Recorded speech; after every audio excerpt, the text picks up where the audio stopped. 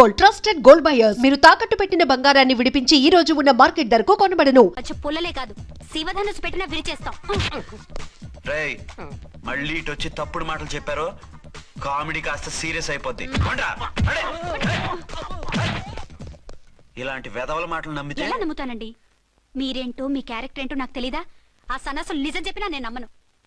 Wife అంటే నువ్వేనా wife? ఇదే మాట మీద ఫిక్స్ అయిపో. యాండి యాండి యాండి, అరే మీరు ఇక్కడున్నారా? లేకపోతే పక్కింట్లో ఉన్నాను అనుకున్నావా? అలా ఎందుకు అనుకుంటాను? ఏం చేస్తున్నారు ఇక్కడ? ప్రకృతిలో సిటీని చూస్తున్నాను. అయితే ఉండండి, కుర్చీలు తెస్తాను, కూర్చుని కబుర్లు చెప్పుకుందాం. ఓకే.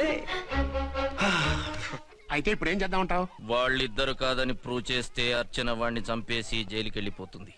ఆ తర్వాత ఝాన్సీని నేను పెళ్లి చేసుకోవచ్చు. మీరు ఉప్పు కలలా? కాదు, చిన్ననాటి కలలు. నువ్వేమైనా చేసి వాడి గుట్టురట్టు చేయాలి.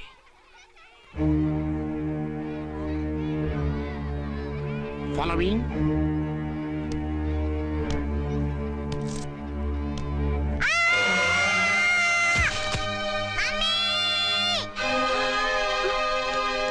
అయ్యో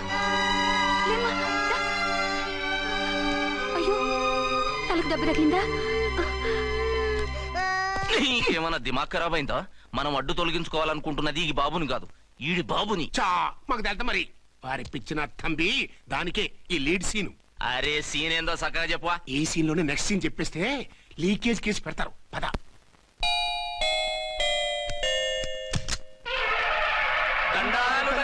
మీరు కొండ దొరలం, కోయ దూరలం, ముందు కాలాన్ని ముందు పెడతాం. నీ బతుకులో తీపేదో సేదేదో చెబుతాం. నాకు ఇటువంటి జోస్యాల మీద నమ్మకం లేదు. వెళ్ళండి. కోప్పడకు జాన్సమ్మ.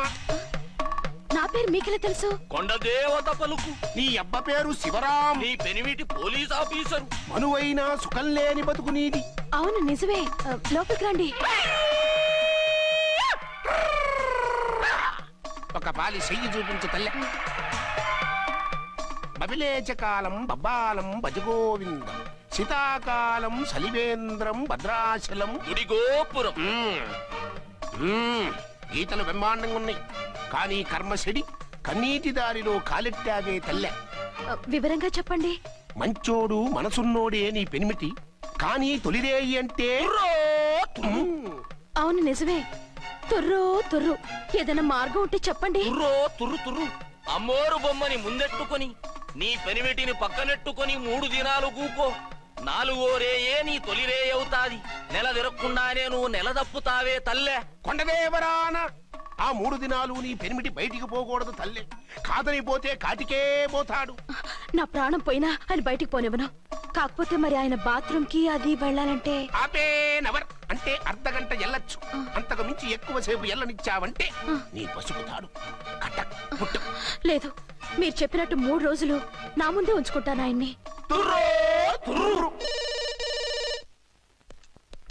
హలో, నేనండి అర్చన్ని. బాబు పడిపోయాడు, తలకు దెబ్బ తగిలింది. బాగా తగిలిందా? 4 కుట్లు పడ్డాయి. ఇప్పుడే హాస్పిటల్ నుంచి ఇంటికి తీసుకొచ్చాను.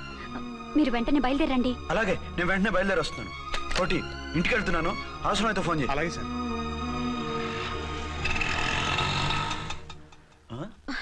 ఏమండి, మీరు క్షేమంగానే ఉన్నారు కదా? అమ్మయ్యా, ఝాన్సీ, ఇప్పుడు నాకు హ్యాపీగా ఉంది. ఇదిగో ఆ అద్దుడు కార్యక్రమం తర్వాత ఎందుకు వచ్చావో చెప్పు. నేను అర్జెంట్ గా బయటికి వెళ్ళాలి. మీరు ఎక్కడికి వెళ్ళడానికి వెళ్ళలేదు. నాకు కూడా ఇంటికి రండి. దేనికి? మీకు ప్రాణగంట ఉందట, బయటికి వెళ్తే ప్రమాదం అంట. ఎవరు చెప్పారు? కోహిదర్లు ఏడ్చారు. డబ్బులు గుంచడానికి వాళ్ళు అలాగే చెప్తారు. లేదండి, వాళ్ళు ₹1 కూడా తీసుకోలేదు. 3 రోజుల పాటు మీరు నా కళ్ళ ముందు ఉంటే గంట గడిచి మన సోబరు కూడా అయిపోతుందట. ఇదిగో అలాంటివి నమ్మకూడదు. ముందు నేను నమ్మలేదండి, కానీ వాళ్ళు అన్ని నిజాలే చెప్పారు. అది కాదు, మిమ్మల్ని ఎప్పుడు ఏది అడగలేదు, ఇక ముందు అడగను కూడా. ఈ ఒక్కసారికి నా మాట వినండి.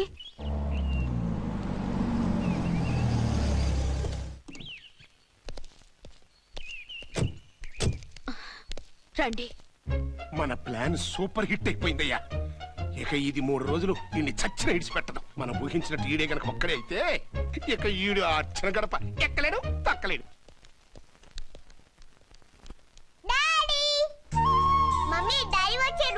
డాడీ కదమ్మా, అంకుల్. సారీ అండి. బాబుకి ఎలా ఉందండి? దెబ్బ తగలడం వల్ల అనుకుంటా జ్వరం వచ్చేసింది.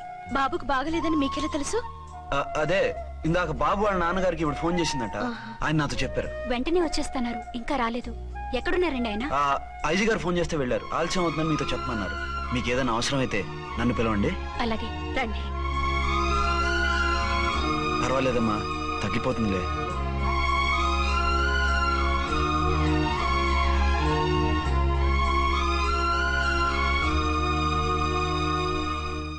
మీరా? రండి. బాబుకి ఎలా ఉందండి?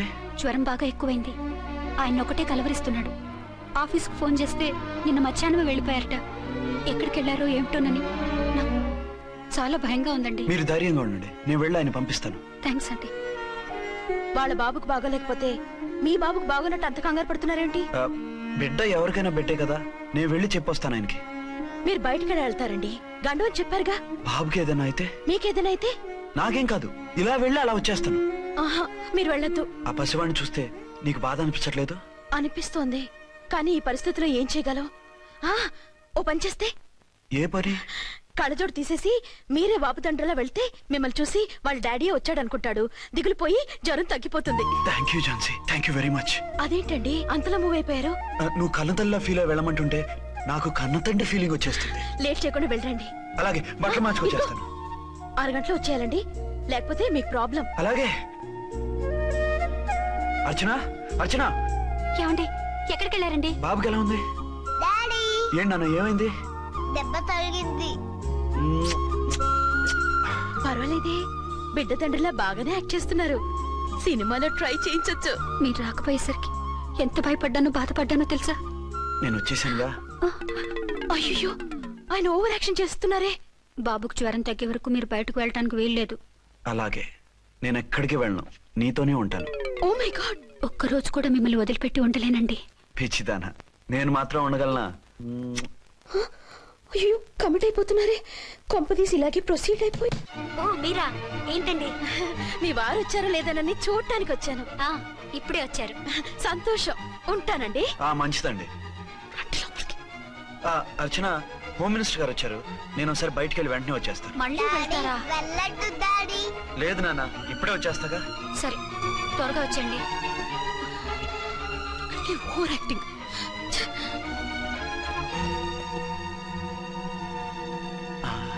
అమ్మయ్యా, నువ్వు సమయానికి వచ్చి డోర్ కొట్టావు, లేకపోతే ఆవిడతో సంసారం మొదలెట్టేవారా?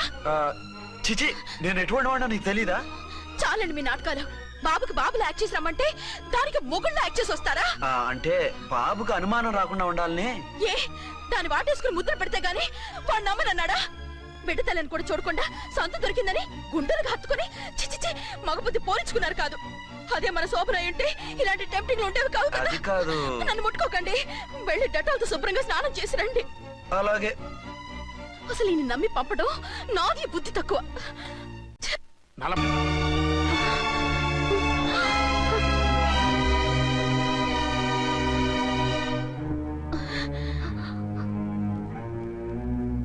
నువ్వా?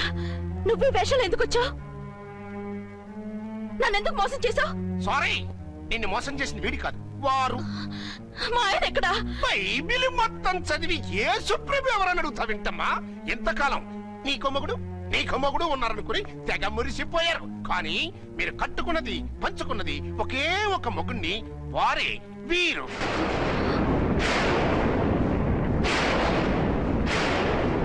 బాబు, ఆవిడ మీకేమవుతుంది? ఆవిడ మా ఆవిడే. ఆవిడ ఆవిడ మా ఆవిడే. విన్నారుగా లేడీస్, ఈ సీన్ లో ఇక మన పని అయిపోయింది. ఇప్పుడు 1 డే మ్యాచ్ మొదలవుతుంది. టాస్ వేసుకుని ఎవరు బౌలింగ్ చెయ్యాలో ఎవరు బ్యాటింగ్ చెయ్యాలో వాళ్ళే డిసైడ్ చేసుకుంటారు. మనం గ్యాలరీలో కూర్చుని మ్యాచ్ చూద్దాం, పద. ఎందుకింత మోసం చేశారు? ఎందుకింత ద్రోహం చేశారు? నేను ఎవరిని మోసం చేయలేదు, ఎవరికి ద్రోహం చేయలేదు. పాపం, విధి ఆడిన వింత నాటకంలో ఆర్టిస్ట్ అయి ఉంటాడు. చెప్పండి, ఒక పెళ్లి చేసుకుని నన్నెందుకు రెండో పెళ్లి చేసుకున్నారు? మీకు భార్యగా నేను సరిపోలేదా? ఆవేశపడకుండా నేను చెప్పేది వినండి.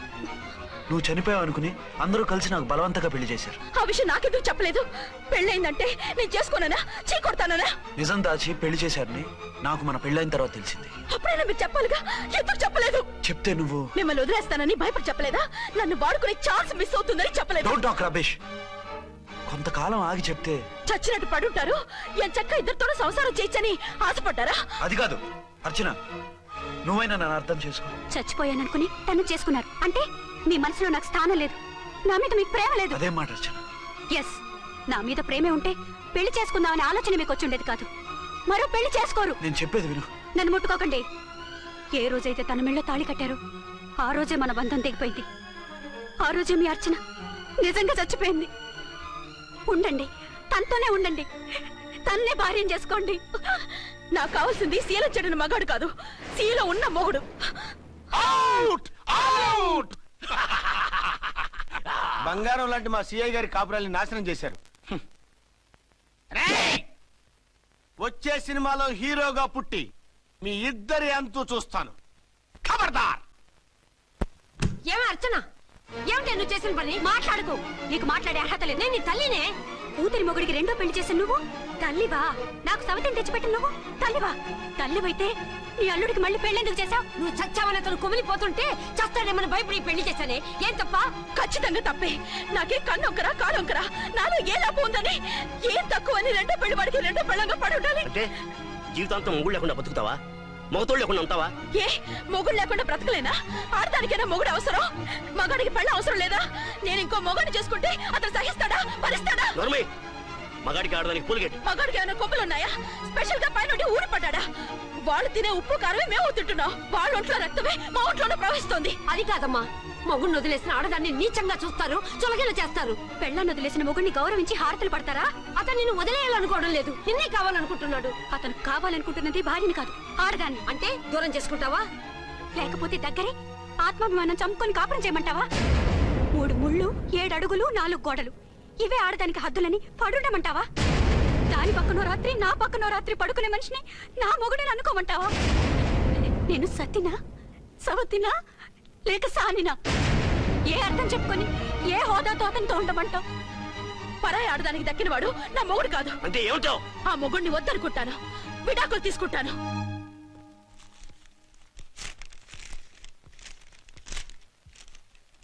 ఏమిట్రాది? లాయర్ నోటీసులు. లాయర్ నోటీసులు ఎవరు పంపారు? నీ కోడళ్ళు. దేనికి? వాళ్ళకి విడాకులు కావాలంట.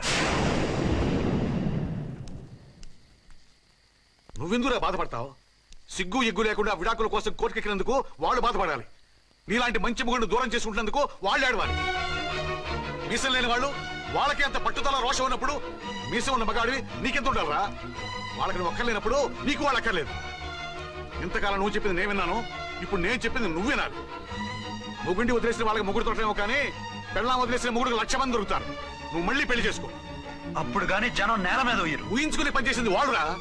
నువ్వు వాళ్ళని మర్చిపోలేక జీవితాంతం నరకలు అనుభవిస్తుంటే చూసి ఆనందించాలని వాళ్ళ ప్లాన్. నువ్వు మళ్ళీ పెళ్లి చేసుకుంటే ఆ కుక్కలు చెప్పుతో కొట్టినట్టు అవుతుంది.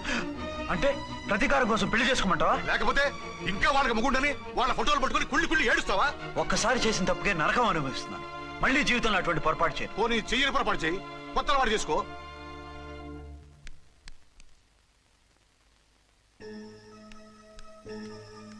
ఇదిగో నాలాగా తాగుడు అలవాటు చేసుకో. బాధల్ని బాధ్యతల్ని మర్చిపో.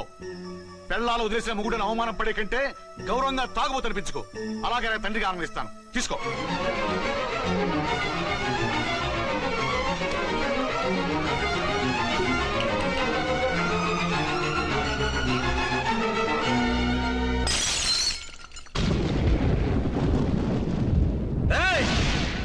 అర్చన, ఝాన్సీ, బయటికి రండి. రండి.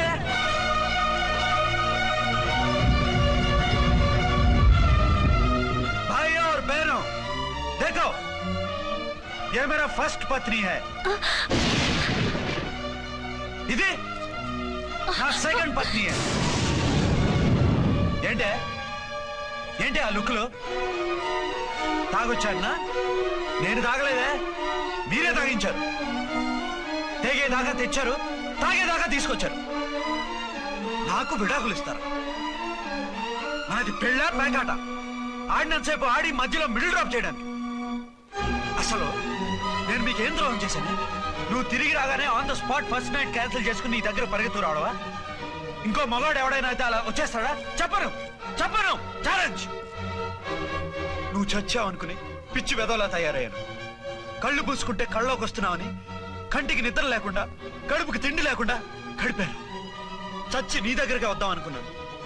కానీ నా కన్న తల్లిని మర్చిపోలేక తాగుడికి అలవాటు పడ్డ మా నాన్న నా జీవితంలో నీ జీవితం కాకూడదురా, భార్య లేని లోటేంటో నేను చవి చూశాను, మళ్ళీ పెళ్లి చేసుకోరా అని బలవంతం చేస్తే చచ్చి కన్న తండ్రిని ఏడిపించలేక బతికి దీన్ని పెళ్లి చేసుకున్నానే తప్ప దీని రంగు పొంగు చూసి వెర్రెత్తి కాదు. అది నేరమా, పాపమా? ఏవే ఈ ఏటి మేటి సౌత్ ఇండియన్ పతివ్రత, ఈ సంగతి అంటే సెకండ్ హ్యాండ్ మొగుడు దొరికాయండి షేక్ అయిపోతున్నావా? ఇంతకు ముందు నేను ఎప్పుడైనా తాగానా? నేను తాకానా? కామం కళ్ళకెక్కి నీతో మంచం ఎక్కానా? మజా చేశానా? పెళ్ళైన తర్వాత కూడా నిన్ను పతివ్రతలా బతకనిచ్చాను కదే. నేనే దుర్మార్గుడిని అయితే, ఆడదాన్ని అవసరంతో ఏడ్చేవాడిని అయితే ఎప్పుడో నిన్ను చెడిపోయేదాకా చెడగొట్టేవాడిని. కానీ ఎందుకు అలా చేయలేదు? ఎందుకు నీది తప్పలేదు?